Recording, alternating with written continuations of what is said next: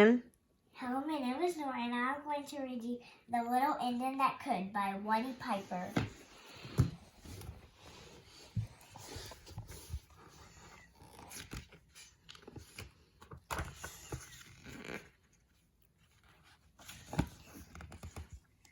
The Little Indian That Could.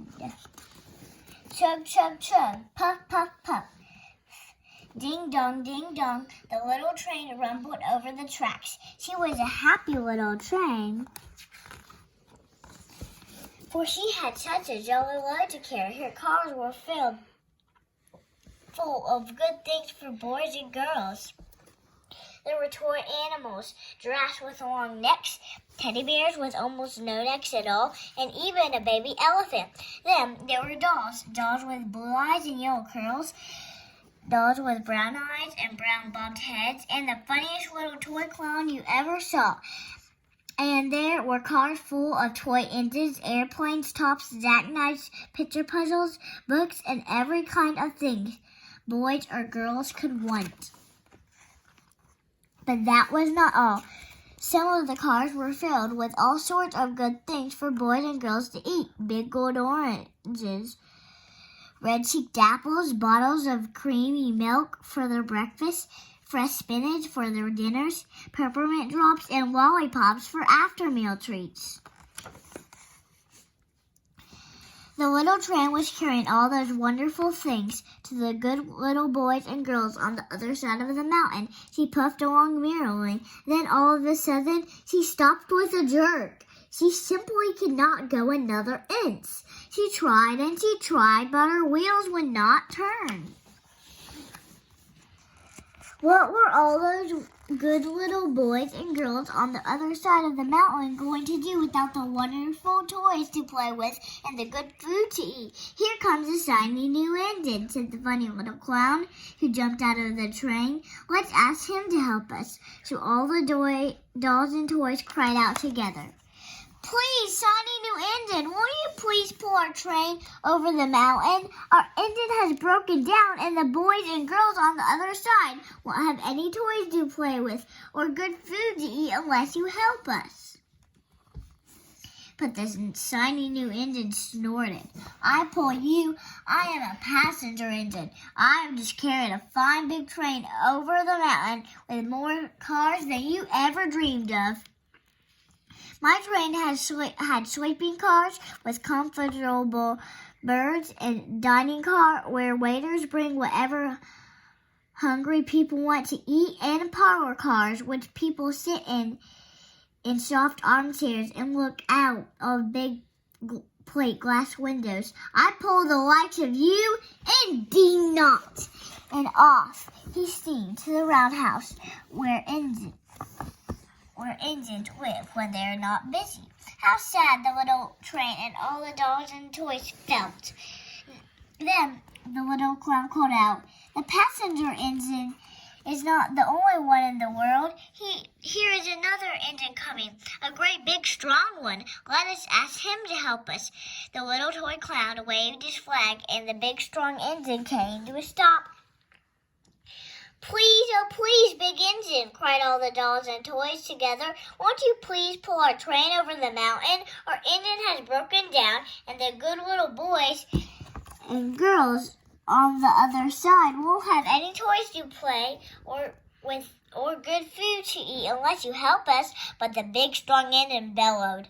I am a frightened. I have just pulled a big train loaded with big machines over the mountain. These machines print books and newspapers for grown-ups to read. I'm a very important engine indeed, and I won't pull the likes of you.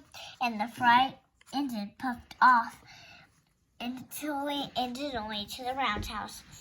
The little train and all the dolls and toys were very sad. Cheer up, cried the little toy clown. The fright engine is not the only one in the world. Here comes another. He looks very old and tired. But our train is so little, perhaps he can help us. So the little toy clown waved his flag, and the dingy, rusty old engine stopped. "Please, kind engine," cried all the dolls and toys together. "Won't you please pull our train over the mountain? Our engine has broken down, and the boys and girls on the other side won't have any toys to play with or good food to eat unless you help us." But the rusty old engine sighed. "I am so tired. I must rest my weary wheels. I cannot pull even so little a train as yours over the mountain. I cannot. And off he rumbled to the roundhouse, chugging, I cannot. Then, indeed, the little train was very, very sad, and the dolls and toys were ready to cry. But the little cloud called out, "Here's another engine coming, a little blue engine, a very little one. Maybe she'll help us." The very little engine came chugging merrily along. When she saw the toys clown flag, she stopped quickly. "What is the matter, my friend?"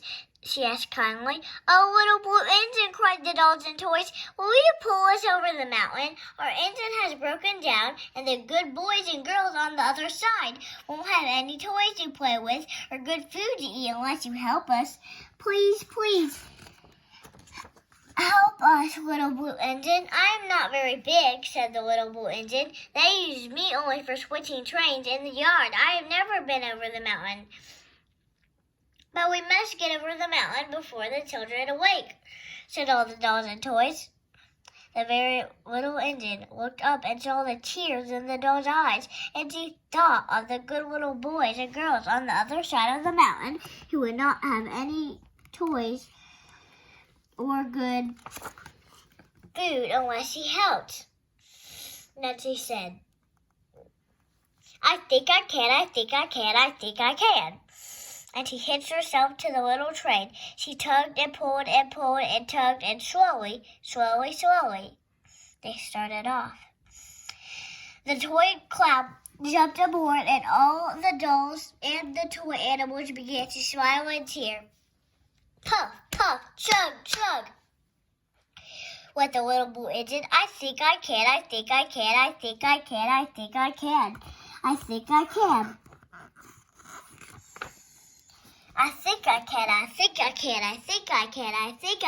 Up, faster and faster. The little engine climbed until at last they reached the top of the mountain. Down in the valley lay the city. Hurry, cried the funny little cloud and all the dolls and toys.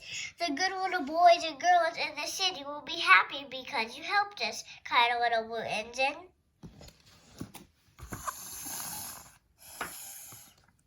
And the little blue engine smiled and seemed to say as she puffed steadily down the mountain, I thought I could.